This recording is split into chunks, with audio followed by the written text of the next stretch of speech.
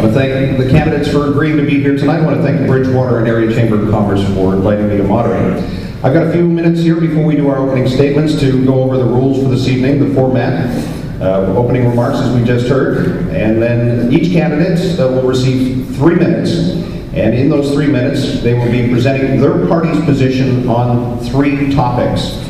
They include roads and transportation, including the twinning and upgrading of Highway 103 from exit 6 to exit 20, economic recovery and development for the riding of Lunenburg West, including tourism, and standard of healthcare, facilities, and staffing.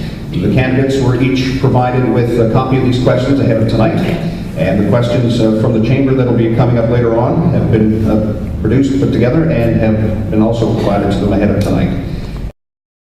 Thank you very much, Sheldon. Ladies and gentlemen, good evening. My colleagues in both the NDP and the Conservative Party. We've been asked to comment on healthcare, economic revitalization, and roads. Later in the evening, I will offer some specifics about these particular areas. I want us all to think about what it will take to fix the challenges that we face in these 3 areas. I believe the answers lie within this room. The answers lie within each and every one of us. I think the days are gone when government alone can fix some of the challenges that we're facing. It's the people of Lunenburg West who must work with their representatives to develop solutions that work in this community.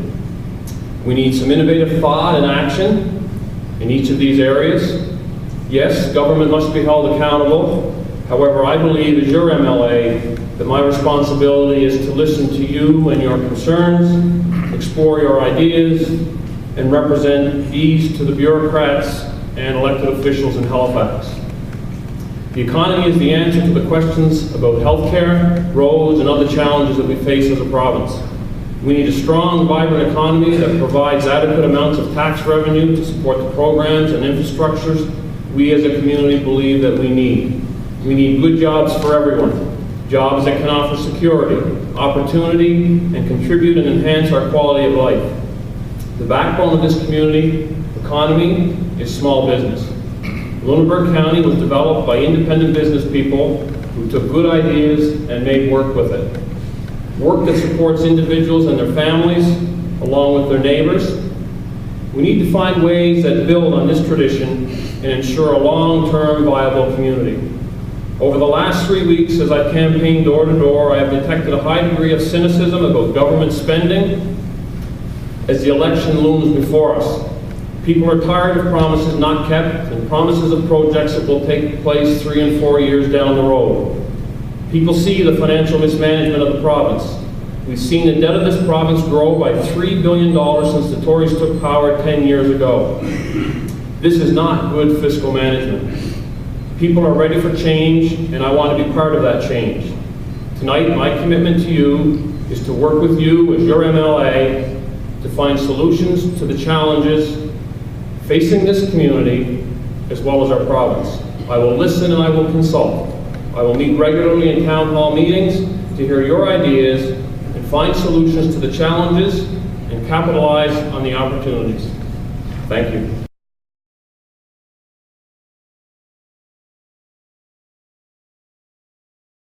Ms. Coster, who was up here a few minutes ago, Mr. McLeod, fellow candidates, ladies and gentlemen.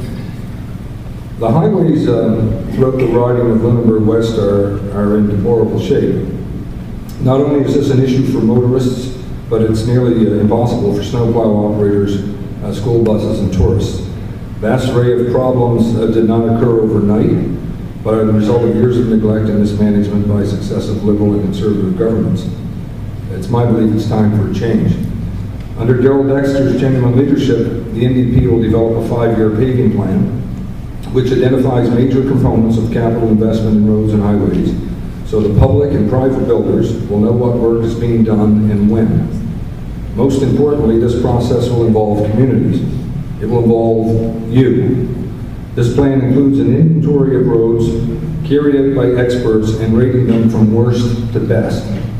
Then the task of repair and reconstruction would begin, thus depoliticizing the process. Better roads would increase competitiveness and promote tourism throughout Nova Scotia. With regard to Highway 103 specifically, Darrell Dexter has already said numerous times that the tragedies on this highway, I think there were 10 deaths last year alone, means it has to be twinned. The process must begin now.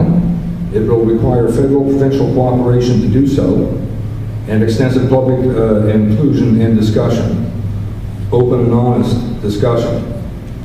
On the subject of economic recovery, everyone is more than aware that there's a worldwide downturn in markets. Having said that, there are things that can be done immediately to stimulate our economy. The NDP's 10% manufacturing and processing tax credit is a great start.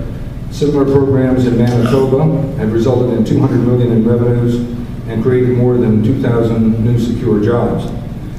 We must also grow our primary resource industries in our regions.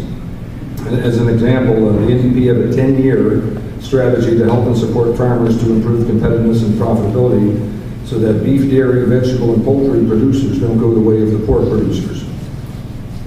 Finally, Nova Scotians' main concern, I believe it is anyway, health care. I believe Nova Scotians, including all of us here tonight, deserve equal access to health care when we need it. We have a system that has been the envy of other countries. Unfortunately, our system has also been under the strain of unacceptable wait times, surgery cancellations, emergency room closures, and the tremendous burden of declining frontline doctors, nurses, and other healthcare professionals. Streamlining the paperwork burden for doctors, hiring more nurse practitioners, opening new hospital beds, and establishing targets for acute and chronic disease reduction are just a few ways to address the pressures in our healthcare system.